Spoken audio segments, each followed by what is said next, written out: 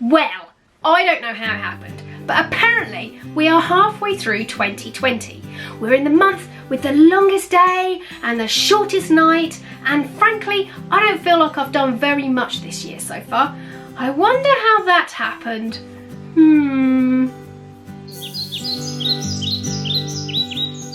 Okay, so messing around aside, you might be wondering what the heckity heck you should do with your bullet journal and why you should bother even doing anything with it at all.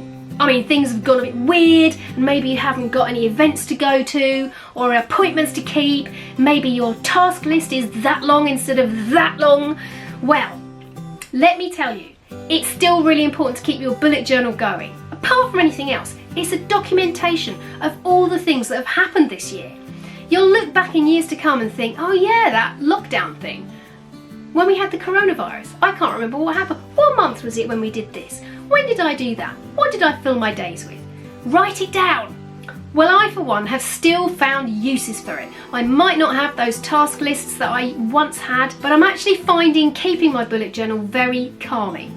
It's good to keep a track of exactly what I have done, and I still find it invaluable for keeping track of things like my food diary and what things I need to cook that night. I have changed things up a little bit. For example, I am now using a weekly spread on one page only because my events and tasks have shrunk. But I've also gained a few things, like last month I was keeping track of how many hours I was working on a particular project. That was really good. And also how tired and fatigued I was feeling thanks to jolly old Crohn's disease. Oh, I love it. I looked back at my nature journal from last year, blooming marvellous, a year of nature. You can get it on my website or on Amazon now. And lo and behold, my favourite picture from June last month was this. So I took that colour palette and I used it as my theme for this month. Here's the vid. I find drawing really relaxing, so starting my month off with a cracking title page is just the ticket I needed. The original image was drawn on marker paper, which is much better for using markers on, so no, it wasn't just a coincidence that it's called marker paper. It is meant to be used with markers. But of course, bullet journal paper is much different. That's why the sky looks different on the two different papers.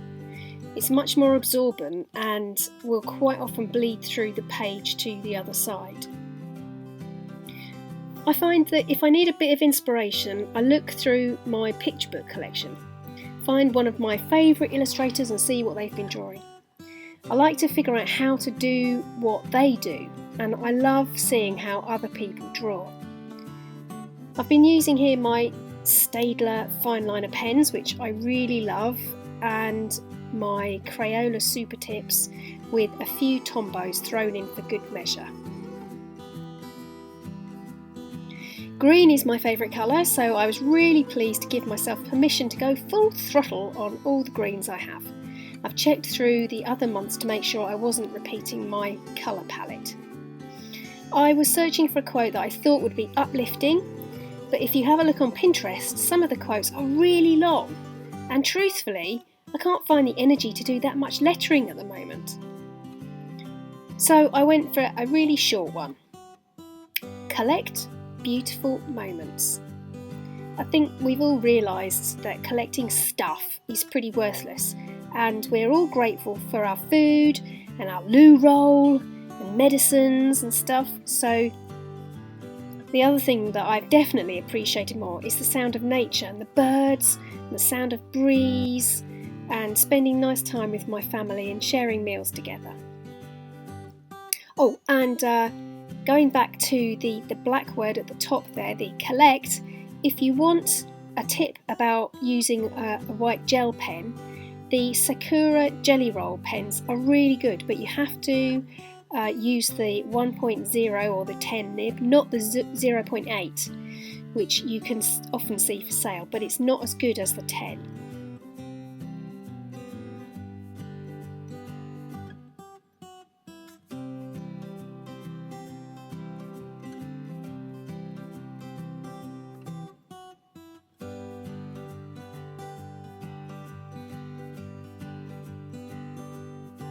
Cheeky little sunflower.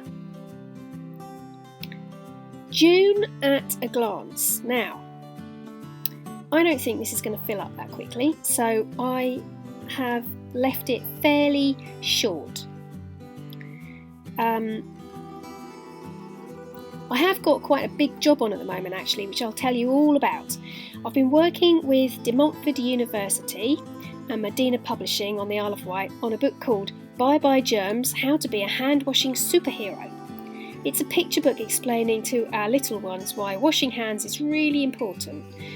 The schools will be back at some point, and we are hoping that this book will help with teachers and parents and of course the children. If you want to have a look at the work unfolding, I'll leave a link in the description to a short video that I made.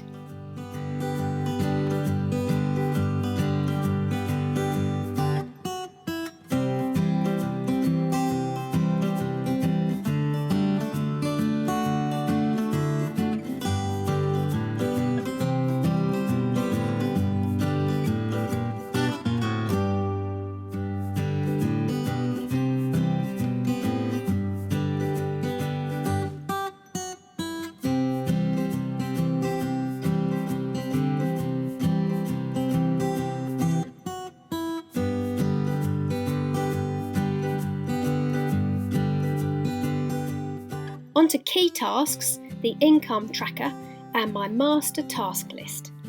I still have quite a lot of books to get going on, so the top section should fill up quite a bit. I love drawing the little plants with the tiny leaves.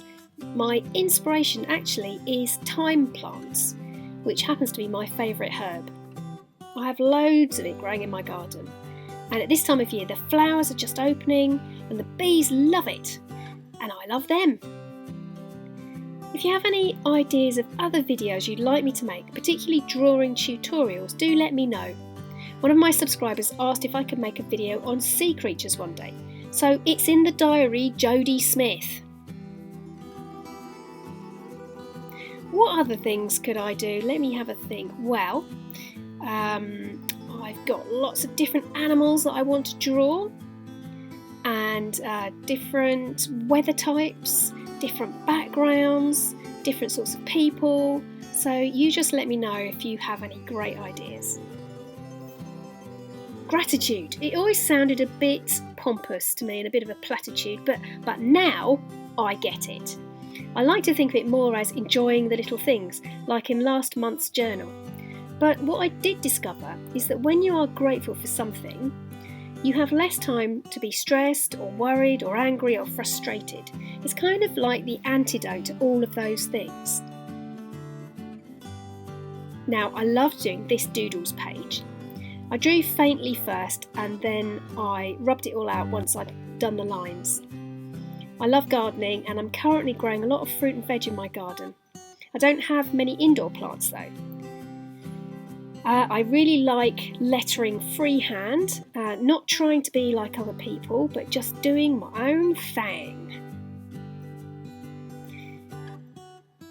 You can really bring it all to life by using different colours, and my colour here is mostly the greens, but also I've used orange and that bright blue as a sort of feature colour.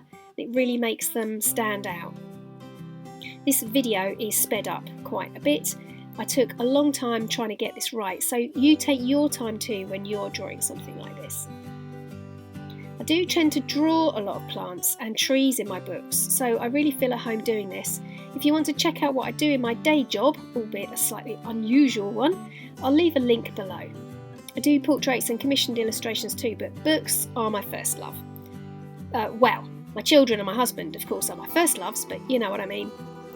It's certainly been a very unusual year. Looking back to December when I was making my 2020 goals and aspirations, making a children's picture book about coronavirus was not high on the list. In fact, I'm not sure I'd ever come across the word coronavirus before, so it was a real surprise to be offered the chance to write the narrative, create the illustrations and do the design for the book. I'll put a link to the publisher in the description so that you can have a look to see what I've been doing.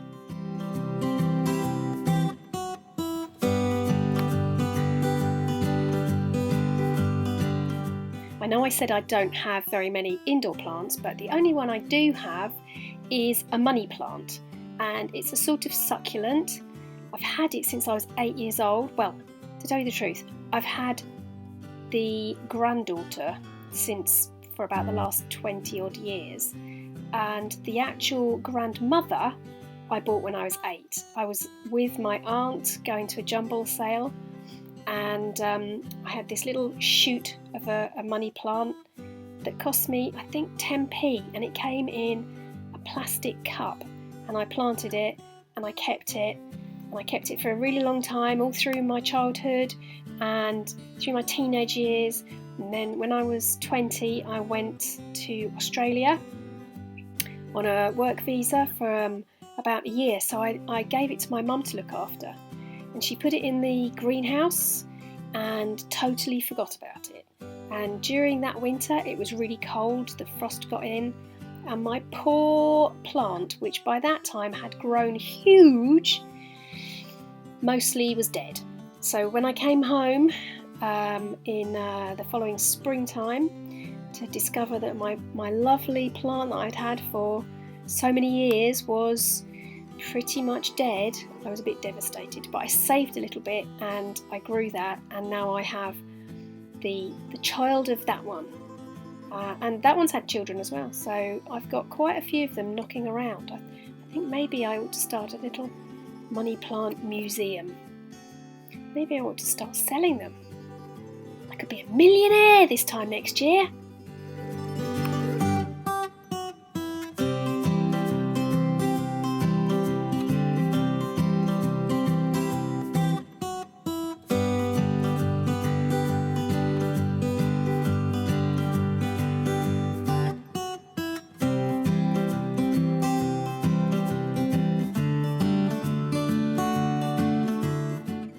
Now on to the weekly spread. Just some simple boxes with a shaded shadow down the left side of the page with a long column for tasks on the right.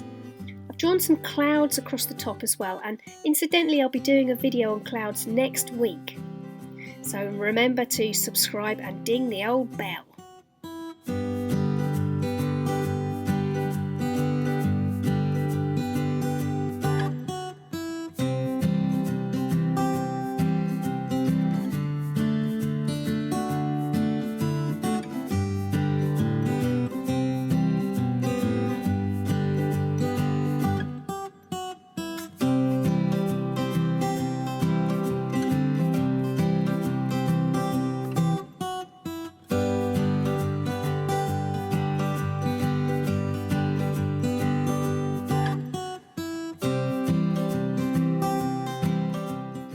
And there we go, almost done with the things for July.